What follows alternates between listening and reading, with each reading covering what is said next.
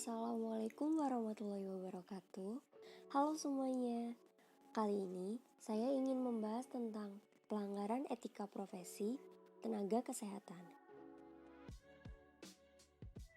Sebelumnya perkenalkan, nama saya Tara Inanda Setiawan dengan NIM 18070260039, kelas Gizi 6B, Universitas Islam Negeri Wali Songo, Semarang. Jadi, untuk membahas tentang pelanggaran etika profesi tenaga kesehatan, kita harus mengerti dulu apa itu etika. Jadi, etika adalah suatu norma atau aturan yang dipakai sebagai pedoman dalam berperilaku di masyarakat bagi seseorang terkait dengan sifat baik dan buruk. Sedangkan untuk etika profesi adalah sikap berupa keadilan untuk dapat atau bisa memberikan suatu pelayanan profesional terhadap masyarakat itu dengan penuh ketertiban serta juga keahlian, yakni sebagai pelayanan dalam rangka melakukan tugas yang merupakan kewajiban terhadap masyarakat. Ada pula tujuan etika profesi kesehatan. Tujuannya yaitu menjunjung tinggi martabat profesi, menjaga dan memelihara kesejahteraan para anggota, meningkatkan pengabdian anggota profesi, dan meningkatkan mutu profesi serta untuk meningkatkan organisasi profesi. Dan dengan adanya tujuan ini dapat digunakan untuk menyusun kode etik, sehingga ke depannya etika profesi akan tetap mengacu pada kode etik sesuai dengan profesinya. Nah, sedangkan untuk etika profesi kesehatan, pengertiannya etika profesi kesehatan adalah etika yang dijalankan dalam bidang kesehatan dan mengacu pada kode etik sesuai dengan profesi kesehatan yang dimiliki. Dan siapa saja yang wajib menjalankan etika profesi kesehatan adalah seluruh tenaga kerja yang ada di bidang kesehatan. Contohnya, jadi etika profesi kesehatan wajib dimiliki oleh dokter, perawat, tenaga medis, ahli gizi, dan lain-lainnya.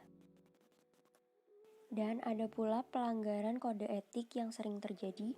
Yang pertama, perawatan tidak sesuai dengan SOP. Sebenarnya telah diatur dalam Undang-Undang Nomor 38 Tahun 2014, Pasal 36 Poin D, yang isinya memberikan pelayanan sesuai dengan kode etik, standar pelayanan keperawatan, standar profesi, standar prosedur operasional, dan ketentuan peraturan perundang-undangan. Yang kedua, tidak menjaga kerahasiaan pasien. Sebenarnya telah diatur dalam Undang-Undang Nomor 38 Tahun 2014, Pasal 36 Poin A, yaitu klien berhak memperoleh keterjagaan kerahasiaan kondisi kesehatannya. Nah, jadi kali ini saya juga akan membahas mengenai contoh kasus pelanggaran kode etik oleh perawat di ruang operasi. Untuk itu dapat dilihat dari foto, terlihat jelas bahwa foto itu adalah foto di ruang operasi. Dan ternyata yang mengambil foto tersebut adalah perawat. Sedangkan orang yang di sebelahnya adalah dokter dan rekan-rekan lainnya. Jadi kronologi kejadiannya yaitu seorang perawat dari Rumah Sakit Ibu dan Anak Muhaya di Pangkal Pinang sedang berselfie ria di kamar operasi dengan rekan lainnya dan seorang pasien yang sedang dioperasi. Kejadian itu mencuat dan terekspos karena seorang perawat tersebut mengupload fotonya via pet dan direpost oleh seseorang via Twitter, sehingga orang beramai-ramai membicarakan kegiatan tersebut. Menurut mereka, apakah kegiatan tersebut melanggar kode etik? Jadi, ada beberapa orang yang mengatakan bahwa untuk mengupload foto atau mengabadikan kegiatannya adalah hal yang wajar.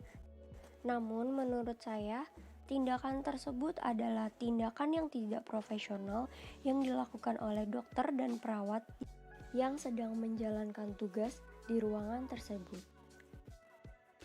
Berdasarkan kasus tersebut, Menurut pendapat saya, terdapat poin-poin penting. Yang pertama, melanggar kode etik profesi keperawatan. Yang kedua, tidak menghargai perasaan pasien dan keluarga pasien. Yang ketiga, bertindak tidak profesional. Yang keempat, merugikan teman sejawat. Yang kelima, mengupload foto tanpa tahu konsekuensinya. Dan yang keenam, merugikan instansi dan mencemarkan nama baik rumah sakit tersebut.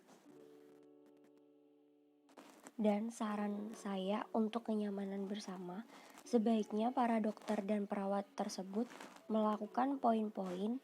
Yang pertama, bertindak profesional saat bertugas. Yang kedua, memahami betul kode etik profesi sebagai landasan. Yang ketiga, menghargai kenyamanan pasien dan juga keluarga. Yang keempat, saling mengingatkan antar teman sejawat. Dan yang terakhir, menjaga nama baik individu maupun instansi. Nah, itu dia pembahasan mengenai pelanggaran etika profesi tenaga kesehatan dan disertai dengan contoh kasus pelanggaran kode etik keperawatan di ruang operasi. Untuk itu, terima kasih telah menonton. Assalamualaikum warahmatullahi wabarakatuh. Sampai jumpa di video selanjutnya.